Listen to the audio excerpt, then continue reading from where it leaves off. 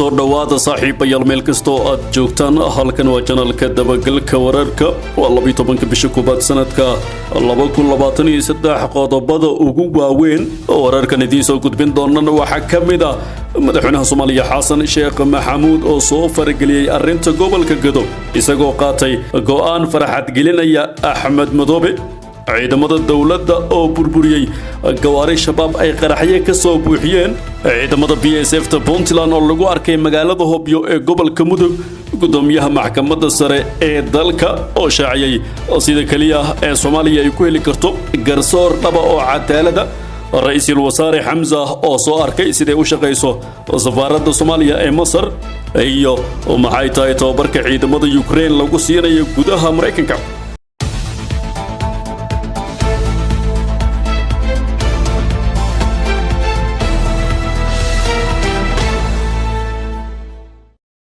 intaasi saaxiibayaal waxay ahaayeen qodobada ugu door karoon warka channelka dabagalka wararka aad ku cusubtahay channelkan ku soo biiro subscribe share muuqaalka like share gare oo loo wadaag saaxiibada aad ku maasan tahay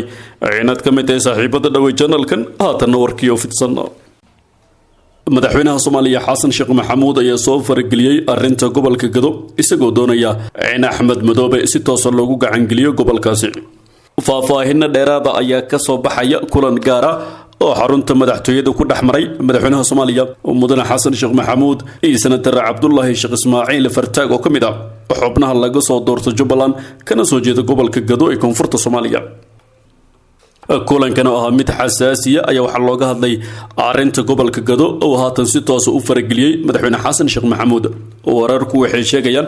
in sidoo kale kulanka ay qaadka telefoonka uga qayb galeen gudoomiyaha maamulka gobolka Gadow Axmed Buule Grade iyo sidoo kale wasiir ku-xigeenka wasaaradda arrimaha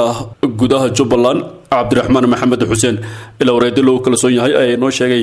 in intiisa badan shirkan diiradda lagu saaray xaaladda gobolka Gadow iyo sidii gobolkaasi loo hoosgeyn lahaa Jubbaland madaxweynaha Soomaaliya ayaa shaaca ka qaaday inay muhiim tahay in xal loo helo arinta gobolka Gadow oo muddo aad u dheer soo socotay si loo helo Jubbaland oo mideysan sidoo kale waxa uu madaxweynuhu sheegay in maamulka iyo shacabka gobolka Gadow looga baahan yahay furfurnaan iyo inay la shaqeeyaan maamulka Axmed Madoobe ee haatan fadhigiisu yahay magaala xeebeedka Kismaayo si meesha looga saaro khilaafka muddada soo jiray waxa kale oo intaas ku sii daray in dib loo soo celinayo mashaariicdii laga fulin jiray gobolkaas si loo horumariyo ayna iska kaashan doonaan dawladda dhexe iyo Jubbaland dhankooda senator Fartaag iyo gudoomiyaha gobolka Gadow oo kulankan ka hadlay ayaa si wada jir u dalbaday in marka hore la xalliyo tabashada reer Gadow isla markaana ay ka mas'uuliyiin ahaan diyaar u yihiin ka qayb qaadashada arrimaha dib u heshiisiinta gobolkaasi kulankan ayaa ku soo aaday xilli xasaasi ah isla markaana maalmihii u dambeeyay ay soo rogaal celisay xiisadda gobolka Gadow kadib markii gobolkaasi ay dib ugu laabteen senator Fartaag iyo Janan oo mar kale dhaqdhaqaaqi ciidan iyo kuwa siyaasadeed ka bilaabay halkaasi si kastaba lama oga sidee wax noqon doonaan iyo halka ay ku dambeyn doonto arinta gobolka Gadow oo soo jiitamaysay ka hor iyo kadib doorashadii soo dhamaatay 2022 geesta kale ciidamada dawladda ayaa burburiyay gawaari shabaab ay qaraxye ka soo buuxiyeen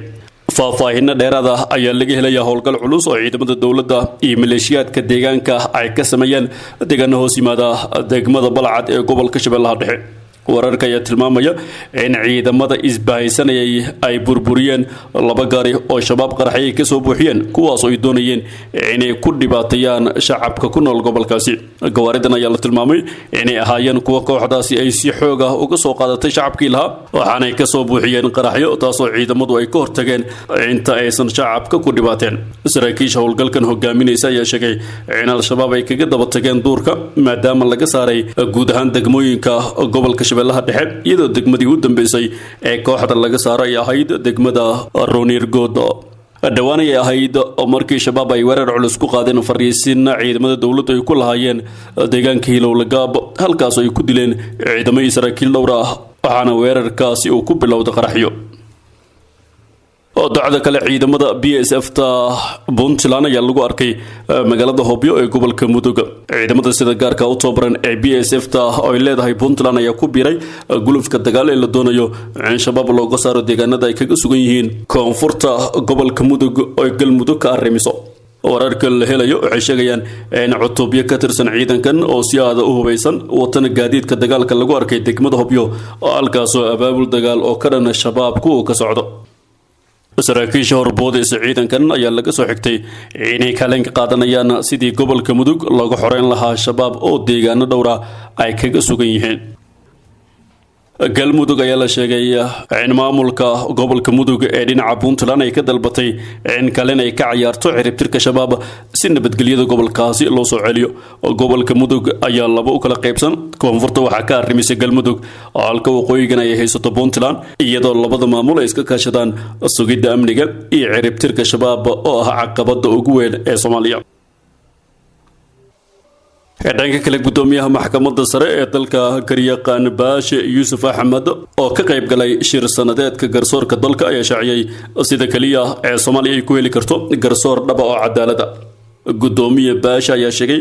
in garsoorka uu ka horeeyo wax walba si uu cadaalad u noqdana ay tahay in loo galo dagaal la mid ah midka lagula jiro shabaab. gudoomiyaha ayaa sheegay in sanadihii dambe uu garsoorku sameynayay isbeddello muhiim ah balse weli loo baahan yahay in dagaal adag loo galo sidii dalka uu kaga shaqayn lahaa garsoor cadaalad oo madax bannaan. garsoorku waxa uu u baahan yahay runtii in loo galo dagaal la mid ah midka khawaarijta, waayo cadaaladdu waa mas'uuliyad wadareed saaran dhammaan saddexda gole oo ugu horeeyo madaxweynaha jamhuuriyadda, fulinta ay ku xigto oo baarlamaanka uu ku xigo. garsoorku intaas markay gacmaha wada geliso ay isugu tagto ayuu istaagi karaa, ayuu yiri gudoomiyuhu. waxa uu sheegay in garsoorka oo hagaaga oo micnaheedu yahay sareynta sharciga iyo badbaadada Soomaaliya haddii xitaa dalka uu ka dhaco khilaaf siyaasi oo culus. dhanka kale ra'iisul wasaare Xamza ayaa soo arkay sida ay u shaqeyso safaaradda Soomaaliya ee Masar. ra'iisul wasaare xukuumadda federaalka Soomaaliya Xamza Cabdi Barre ayaa la kulmay diblomaasiyiinta iyo howlwadeenada safaaradda dowladda Soomaaliya ay ku leedahay magaalada Qaahira. mudane Xamza ayaa ka dhageystay warbixino ku saabsan qaabka ay u shaqeyso safaaradda, danjiraha safaaradda Ilyas Sheekh Cumar iyo howlwadeenada kale oo ka hadlay baahiyada ay qabaan iyo duruufaha ay ku shaqeeyaan. ra'iisul wasaare Xamza Cabdi Barre ayaa ku booriyay safiirka iyo howlwadeenada kale in si hufan ay shaqadooda u gutaan isla markaana si daahfuran ay ugu adeegaan bulshada Soomaaliyeed. Xamza Cabdi Barre oo booqasho oo dhowr maalin qaadatay ku joogay dalka Masar ayaa sidoo kale hore waxa uu la kulmay jaaliyadda Soomaaliyeed ee ku dhaqan magaalada Qaahira, kuwaas oo ka xal wareystay xaaladooda.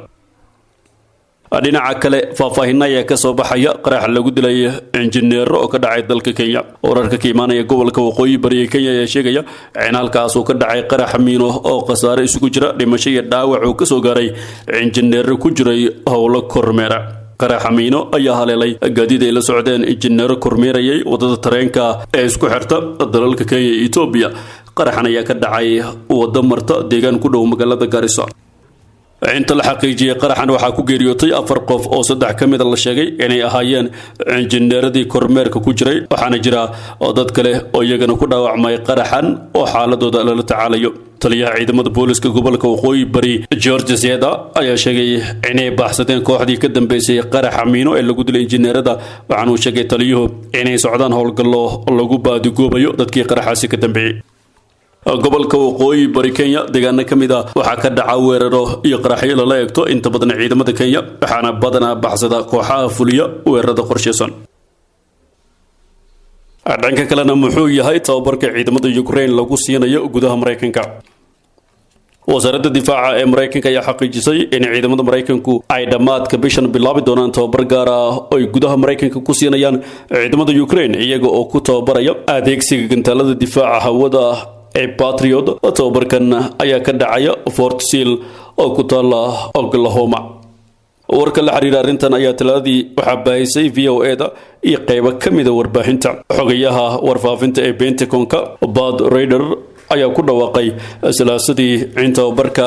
uu ka dhacayo Oklahoma isla markaana uu u bilaaban doono sida ugu dhaqsiyaha badan toddobaadka soo socda. tababarku waxa uu diyaarin doonaa qiyaastii 90 ilaa 100 askari oo u dhashay dalka Ukraine si ay ugu shaqeeyaan gantaalada difaaca oo ilaaliyaan una joogteeyaan nidaamka difaaca iyagoo qaadan doona koorsada tababarka ee la filayo inay socoto dhowr bilood, ayuu yiri Raider isagoo intaas raaciyay in nidaamka difaaca ee Patriot-ka uu siin doono Ukraine awood kale oo dadkeeda ay kaga difaacdo weerarada dhinaca cirka ay kaga imaanaya Ruushka. Fortsil ayaa ah dugsiga tababarka madaafiicda ee ciidamada Mareykanka. Raider ayaa sheegay in Mareykanka uu raadin doono habab lagu dardargelinayo waqtiga tababarka si dadka reer Ukraine ay ugu soo laabtaan goobta dagaalka sida ugu dhaqsiyaha badan. Toddobaadkii hore Pentagon ayaa ku dhawaaqay in konton gawaarida dagaalka ee Bradley ay u diri doonto Ukraine taasoo qayb ka ah wareeg cusub oo gargaar military ah oo la siinayo Kiev si ay kaga caawiyaan ciidamada Ukraine inay u babacdigaan duulaanka Ruushka. gudaana saaxiibayaal waa naga inta warka channelka dabagalka wararka aad ku cusubtahay channelkan ku soo biro subscribe sar muuqaalka like sar share kare oo la wadaag saaxiibada aad ku maasan tahay inaad daawato warkan mid ka xiga intaanu ku kulmi doono nabadgelyo.